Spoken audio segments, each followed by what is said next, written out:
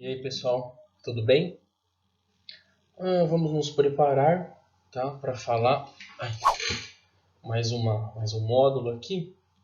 E hoje, devido a toda essa situação que o mundo passa, eu quis trazer aqui para o curso um módulo especial sobre o Covid, tá? Então a gente vai falar sobre a doença, características básicas dela e vamos dar um enfoque para exames para o seu diagnóstico, tá bom? Então, esclarecendo algumas dúvidas em relação a dias, a métodos, tá? E aos achados laboratoriais dentro do laboratório, ok? Então, vamos lá, pessoal. O coronavírus ele não é uma coisa nova, tá? Ele não surgiu ontem ou no começo do ano, tá? Então, o coronavírus ele pertence a uma família já conhecida de vírus há um bom tempo, né? Ele é responsável, como a gente está vendo aí, desencadear resfriados e síndromes respiratórias graves, tá? Como é o caso da síndrome respiratória aguda grave, que a gente denomina como SARS, e síndrome respiratória do Oriente Médio, que foi denominada como MERS. Tá? Então, antigamente, acho que um dos primeiros relatos aí, ou pelo menos no século XXI, tá? Falando do século XXI, eu vou mostrar depois, foi no ano de 2002, né? Que foi denominado SARS-CoV, porque família do Covid, do coronavírus, né? Então o CoV vem de coronavírus, e o SARS de síndrome respiratória aguda grave, tá? Então foi o SARS-CoV. Depois de um tempo, cerca de 10 anos depois, lá no Oriente Médio, teve o MERS, né, que foi a síndrome respiratória do Oriente Médio. E agora, por isso que tem o SARS-CoV-2, né, porque é um novo tipo de vírus. É por isso que eles denominam como novo coronavírus. Tá? A transmissão desse vírus pode ocorrer, como todos nós já sabemos, de uma pessoa para outra, por meio do contato próximo com o doente. Tá? Então, assim, por isso que todo aquele cuidado com a pessoa doente, com a pessoa que está apresentando sintomas ou que já fez exames e ela apresentou resultado reagente, enfim. Tá? Então, falando dos dias atuais, recentemente um novo tipo de coronavírus foi descoberto, o qual tem causado mortes e também bastante preocupação. Tá? Então, assim, a gente não imaginou que ia chegar nesse nível que estamos. Mas já que chegamos, a gente precisa tomar uns cuidados e batalhar para vencer mais essa fase, tá bom? Vamos salientar, pessoal, que os coronavírus são zoonóticos. Opa, zoo, não lembra zoológico? Então, isso aqui, o zoo lembra animais. Olha que interessante. Olha aqui, ó, animais, tá? Ou seja, podem ser transmitidos entre o ser humano e outros animais. Porém, isso não ocorre com todos os coronavírus, sendo conhecidos alguns tipos que circulam apenas entre os animais. Porém, esse que saiu, né, esse novo coronavírus, ele, infelizmente, não circula só entre os animais. Né? Então, é um vírus zoonótico. Então, você tem aí, quando você tem essa interação entre homem e animal, tá? Então, você tem esse vírus zoonótico, tá? Então, vamos lá, pessoal. Vamos pôr uma linha do tempo para a gente se situar até onde nós estamos hoje, tá? Então, a primeira síndrome que apareceu foi a síndrome respiratória aguda grave, tá? Nomenclatura de SARS. Então, ela foi identificada pela primeira vez lá na China em 2002. Em comparação com o que estamos vivendo hoje, ela não matou nada. Morreu 800 pessoas. Só. Né? Em comparação com o que tem hoje, ontem eu vi os números, estava na casa dos 615, 620 mil mortes já no mundo. Tá? Então, a epidemia foi controlada em 2003.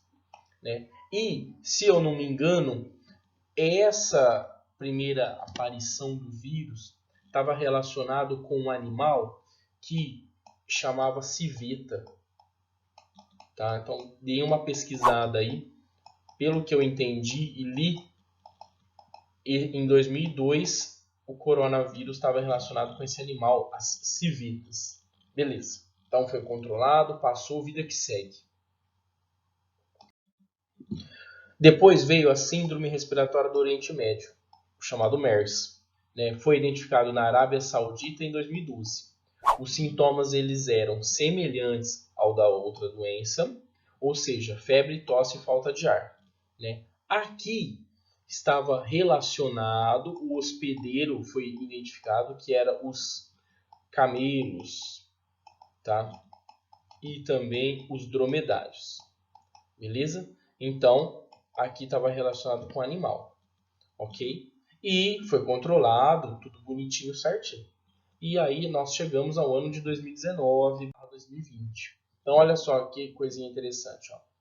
Em algum lugar da China, então o que acontece? Um morcego já infectado, ele voa levemente e belo, deixando para trás um rastro de coronavírus em seus excrementos. Então, nas fezes e na urina dele, tá? Então, cai em meio à vegetação, assim, na natureza, até aí tudo certo, é o ciclo dela. Um animal silvestre, agora é outro animal, possivelmente um animal que a gente é chamado de pangolim. Né? O pangolim ele é um animal que parece com um tatu. Tá? Dei uma pesquisada aí para vocês verem. Então o que acontece? O pangolim lá de boa, buscando alimentos, né, para comer, faz contato com o excremento e pumba, teve contato com o vírus, certo? Então eles fazem comércio de pangolim. Eu só não sei se eles se alimentam desse animal. Isso eu não sei falar. Eu não vou falar besteira aqui na aula.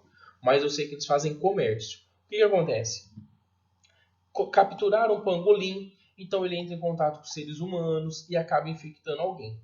Né? Então, por algum motivo, infectou alguém. Seja, às vezes, contato com saliva ou alguma secreção do pangolim. Né? Ó, esse indivíduo, por sua vez, transmite o vírus a seus colegas de mercado. Então, você vê que tem regiões lá na China que as pessoas estão aglomeradas. Lá tem a população lá é na casa de mais de 1 bilhão de pessoas, certo? Então, ele transmite a colegas de trabalho, onde outros animais silvestres são vendidos. E assim pode ter nascido, não. E assim, ó, vamos até arriscar. Nasceu o surto global do novo coronavírus. Tá? Então, veja bem, é o ciclo da natureza. Tá? Então, o morcego, por algum motivo, foi infectado, às vezes através de outros morcegos, ou através de outros animais. Entendeu? Porque, veja bem, se é um morcego com hábitos sanguíneos, então ele é um morcego hematófago. Então, era aquele morcego que tem o hábito sanguíneo. Né?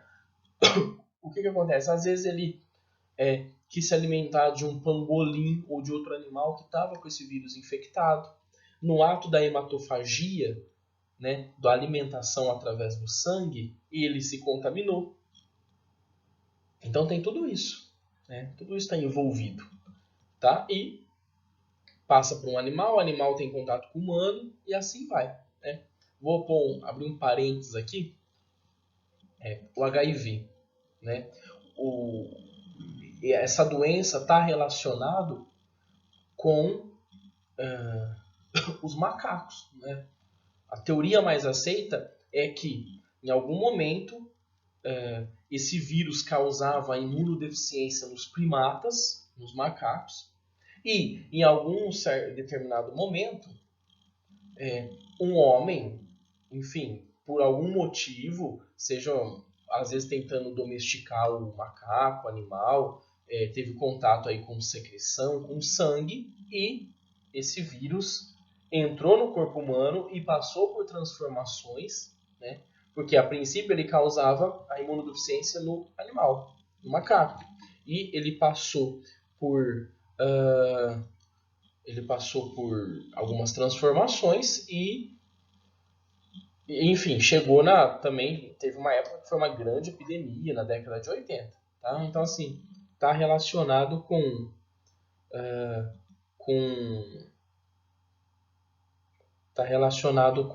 animais, tá? O Covid também. Beleza? Então, pessoal, olha só. O SARS-CoV-2 é o coronavírus mais recente descoberto. Inicialmente recebeu a denominação de 2019 nCoV, mas no dia 11 de fevereiro passou a ser chamado de SARS-CoV-2. Tá? Então, é a síndrome aguda respiratória, né? Covid do corona, e 2 porque é um novo coronavírus, certo? Então, o vírus foi isolado no dia 7 de janeiro e detectado primeiramente na cidade de Wuhan. Depois disso, a China já havia informado a Organização Mundial de Saúde no dia 31 de dezembro, decorrência de uma pneumonia de causa desconhecida. Então, o que acontece? As pessoas começaram a ter pneumonia, né, problemas respiratórios, e não sabiam o que era. Aí foram descobrir depois, dia 31 de dezembro para o dia 7 de janeiro. Então, você tem aí uma semana, tá? Então, uma semana aqui de diferença até descobrir esse vírus, tá? Então, isso vocês já estão cansados de saber, mas vale a pena colocar. Febre, dificuldade respiratória e tosse, tá? Então, sintomas aí da Covid que está no meio de nós. Bom, agora vem a parte, assim, depois da história, né, de toda a nossa encenação. Então, agora vem a parte que interessa, que é a parte do laboratório, ok? Então, vamos lá. Então, o diagnóstico de Covid é feito por meio de coleta de material respiratório. Tá?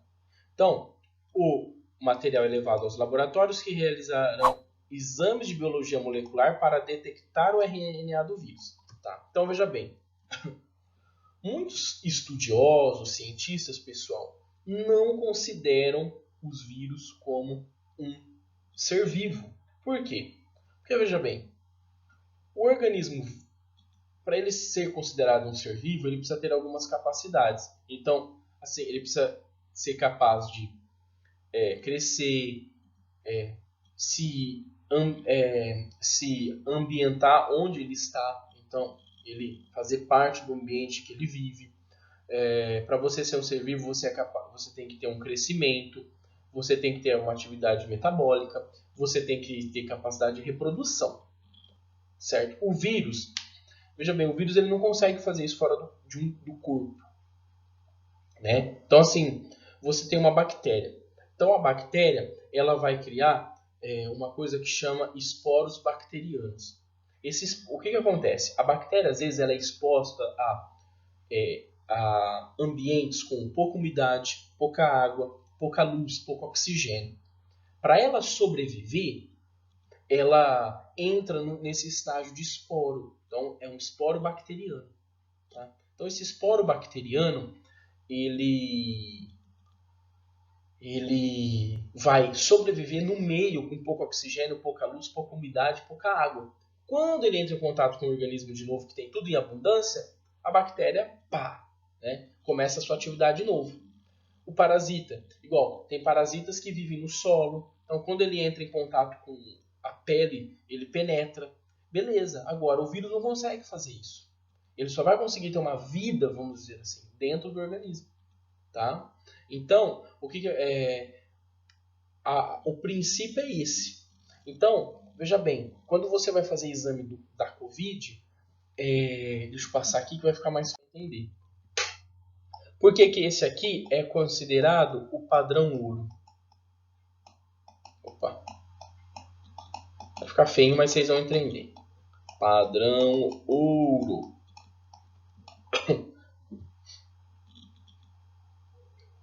Porque veja bem, então nós vamos ter a técnica do RT-PCR, Reverse Transcriptase Polymerase Chain Reaction. Olha que nome maravilhoso. Tá? Então, é a reação da transcriptase reversa, né, na reação de cadeia de polimerase. Tá? Então, o que acontece? São testes de biomol. Biomol, biologia molecular. Tá? Então, veja bem, essa técnica se baseia em qual princípio? Tá? Os laboratórios que fazem essa técnica, eles vão tentar detectar as sequências de RNA viral, né, com confirmação por sequenciamento de ácidos nucleicos, os nucleotídeos. Então veja bem, como que é a técnica? No laboratório, Então, eu estou pesquisando o vírus Covid. Esse vírus tem um material genético, tá? Então, o que acontece? A gente tem já um material genético descrito do vírus. Esse exame vai ver se aquela secreção tem o mesmo material genético que o vírus. Então, eles vão se ligar, né? Eles vão fazer uma ligação, certo? Então, se tem uma ligação, é porque tem o mesmo material genético do vírus. Tá? Então, esse é o princípio do PCR, desse teste de biomol molecular. Tá? Então, tem sido o método de referência no mundo para confirmar o COVID, sendo considerado, olha o que eu falei, vou até deixar na cor de ouro, ó, o padrão ouro, onde é até o momento o melhor exame para diagnóstico. Tá? Então, esse exame de biomol, de biologia molecular, eu vou identificar o material genético. Tá? Então, você vai lá, colher o swab da narina, da boca, legal. Então, você vai ver se naquele material biológico tem a cadeia, a sequência de material genético que tem o vírus. Se tem, é porque o vírus está presente ali. Beleza? Essa é a primeira parte. Ó, olha só, as etapas do exame. Ó, então, primeiro, vamos mudar aqui. Ó. Transforma o RNA do vírus em DNA. Tá? É que eu errei, pessoal. Ó, aqui é DNA. Tá? Então, veja bem. Então, primeiro você vai transformar o RNA do vírus em RNA utilizando a enzima transcriptase reversa, o RT-PCR aqui. Tá? Então, a transcriptase reversa. O nome já diz, reverso. Tá? O DNA é ampliado utilizando fitas de DNA simples. Tá? Então, aqui você vai utilizar uma coisa na biomol que chama primers. Tá?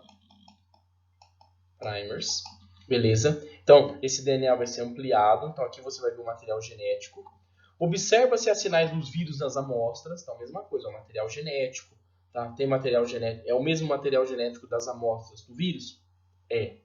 Então, se for positivo, é confirmada a suspeita do coronavírus.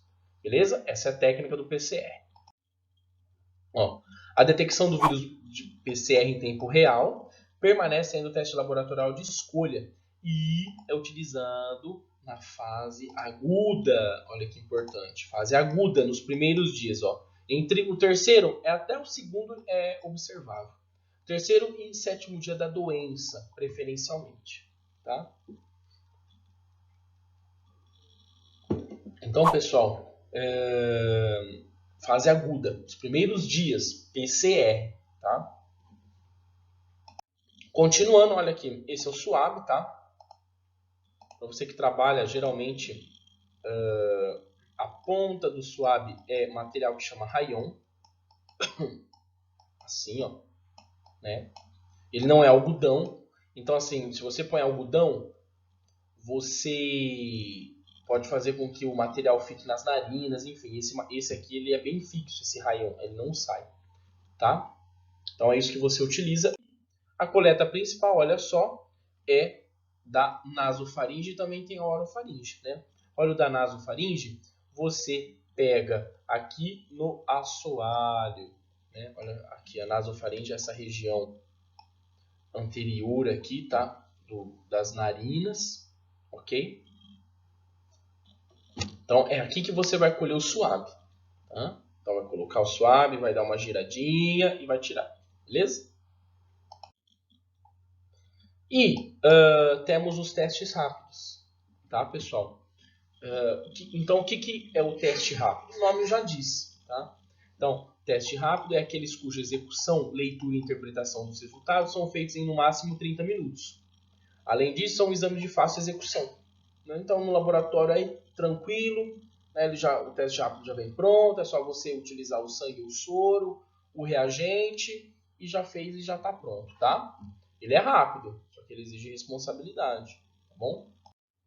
Olha só, essa é uma imagem de teste rápido, tá vendo? Observem que aqui é o pulso da amostra, né? Temos aqui a linha teste e a linha controle. Eu já vou adiantar, mas eu vou falar nos próximos slides. Todo teste rápido, todo, seja beta, HIV, hepatite B, hepatite C, Covid, dengue, zika, tudo, você precisa, é obrigado, dar a linha controle. Tá? O controle, o nome já diz, Você só valida um teste com a linha controle, tá bom? Ó, esse é a marca lá da China, tá? Que a gente usa no nosso laboratório, tá? É desse jeito aqui mesmo, pessoal. Esse pocinho maior aqui, ó, vai o reagente, né? Vai esse aqui, o tampão. Aqui vai o soro do paciente, tá? Tá vendo? Teste, controle. Beleza? Ó, de novo, tá? Essa é a base do teste rápido, tá bem? O método é o método de imunocromatografia, tá? Então esse é o método geralmente dos testes rápidos feitos em laboratórios. Olha só. Então qual que é o princípio do teste? Vamos lá? Então, a amostra é colocada no local indicado, na área A, tá? A solução tampão, que é aquela solução que eu mostrei, é colocada também sobre a amostra. Então, primeiro vem a amostra e depois vem a solução tampão, ok? Então, veja bem. Geralmente, os testes rápidos, você vai estar fazendo uma pesquisa de anticorpos.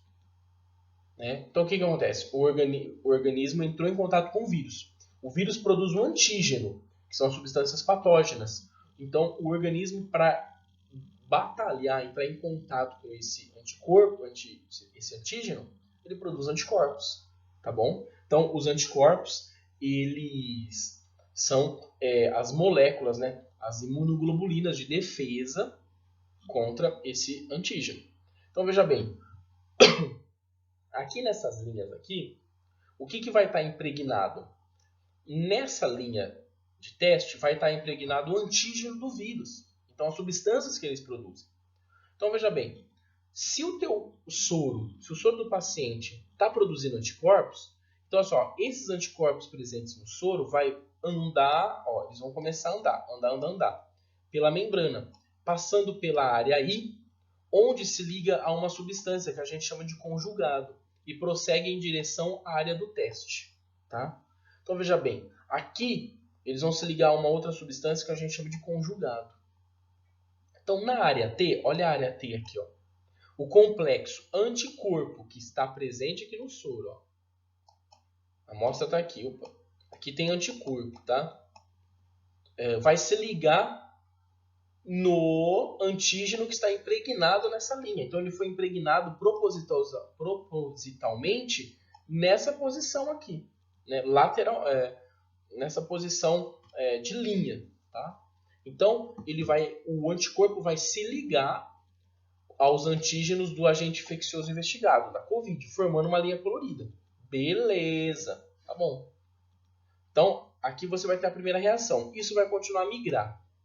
O líquido vai andando, tá?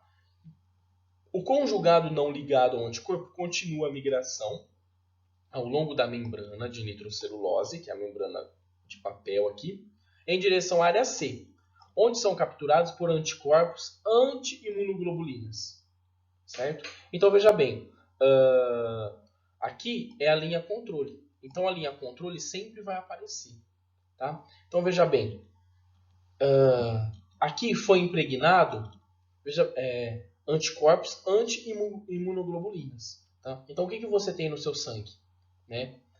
Você está tendo a produção de anticorpos. Tá? Porém, nessa linha controle, esse teste específico de COVID, aqui não está sendo, nessa linha não foi impregnado antígeno contra o COVID. Nessa linha foi impregnado uma anti-imunoglobulina. Veja bem, você tem imunoglobulina no teu sangue, no teu soro.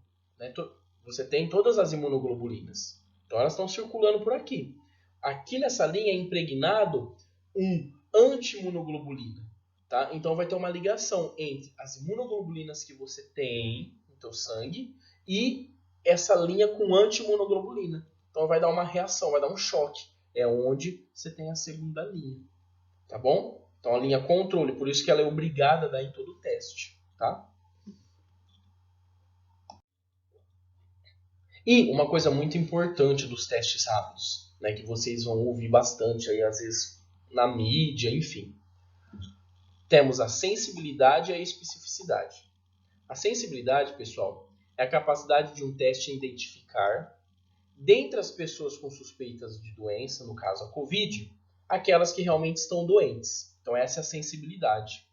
E a especificidade é a capacidade do mesmo teste ser negativo nos indivíduos que não apresentam a doença que está sendo investigada.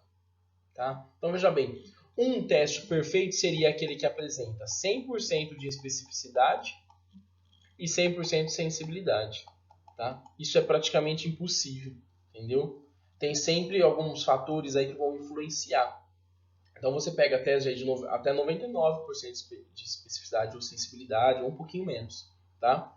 Então, a sensibilidade é a capacidade do teste positivar em uma população e identificar as pessoas que realmente são positivas. E a especificidade é o teste negativar realmente para aquelas pessoas que não têm a doença. Bom? Ó, olha essa tabelinha aqui, muito importante. Ó. Então veja bem, técnica de PCR, tá vendo? No começo, ó, até mais ou menos o 7º dia. Então você vê que no começo da infecção, né, a carga viral ela atinge um pico, tá? E, ó, a partir do 2º, 3º, 4º dia, ó, vai decaindo, tá vendo? Por isso que aqui é o pico da carga viral. Então, por isso que é geralmente do 2º até o 7º dia, porque olha só, a carga viral aqui no 7º dia já está muito descendente, tá? Conforme a carga viral vai saindo, ó, vai subindo, nós temos um aumento do IgM, olha lá, né? Que é a imunoglobulina de resposta aguda. Então, quando você vai fazer uma sorologia, o IgM está indicando uma resposta aguda, né? De momentânea, uma resposta rápida. Então, aumenta a IgM. Depois de um tempo, nós vamos ter um aumento, ó, da IgG. Então, a IgG é uma resposta tardia, ok? Então, quando você vai fazer exame sorológico, então você vai fazer dosagem de IgM e IgG. Se o paciente está com a IgM alta, então é porque ele está com uma infecção aguda, a transmissão é alta. Agora, se a IgM já está baixa ou não reagente, mas o IgG está alto, então ele está com uma transmissão já mais passada, mais tardia. Na teoria, ele já eu falo teoria para COVID, ele já desenvolveu resposta imunológica, porque, é como eu expliquei, é tudo novo, pessoal. Tá? Então, assim, é novo, a gente não sabe ao certo as coisas, mas sorologia, a base é essa, ok? Ó, então, alguns exames laboratoriais que pode alterar na COVID. Hematologia, hemograma, tá? Então, olha só, nós temos leucocitose, então aumento de leucócitos, podemos ter uma linfopenia, diminuição de linfócitos, microcitose, então aquelas hemácias pequenas, tá? Plaquetopenia, diminuição das plaquetas, prolongamento do TP, então isso aí já está prolongamento do TP, então você vai ter um tempo de protrombina aumentado, então você vai ter problemas na coagulação. Temos aumento do VHS, que é a velocidade de hemossedimentação, tá? O que é a velocidade de hemossedimentação? Se o paciente tem algum problema hepático, o problema hepático influencia na carga, vamos dizer assim, na carga elétrica das hemácias. Elas possuem uma carga ali na membrana, tá? Então, quando você tem uma alteração nessa carga, as hemácias, se você coloca ela num tubo de VHS, depois vocês pesquisam como é feito o exame de VHS. Elas ficam mais pesadas, então elas sedimentam com mais facilidade, elas sedimentam mais rapidamente. Isso é aumento de VHS, tá bom? Bioquímica, aumento de bilirrubina, então é indicativo de problema hepático. Aumento de creatinina, renal, tá? Aumento de troponina, alguma alteração cardíaca você pode ter também no paciente, foi observado. Aumento de LDH, né, que é o lactato, desidrogenase. PCR, que não é aquela PCR da reação de cadeia de polimerase, é a proteína C reativa, tá? Aumento de procalcitonina e diminuição da albumina porque você tem uma lesão hepática, geralmente. pode ter lesão hepática, tá? Ó, olha só, outros exames, linfopenia, tá? Então, a linfopenia é ruim porque o linfócito está relacionado com a defesa do organismo. Então, você pode ter uma diminuição da tua resposta contra esse vírus. Trombocitopenia, então você vai ter baixas plaquetas, causada pelo consumo de plaquetas. Então, você pode ter sangramentos espontâneos, sangramentos nasais, orais, tá? Você pode ter uma leucostose e uma neutrofilia. Porque às vezes o paciente é internado, é entubado, pode ter uma infecção bacteriana associada. Ele tem Covid e tem infecção bacteriana. Tá? Aumento de LDH, você pode ter uma lesão pulmonar.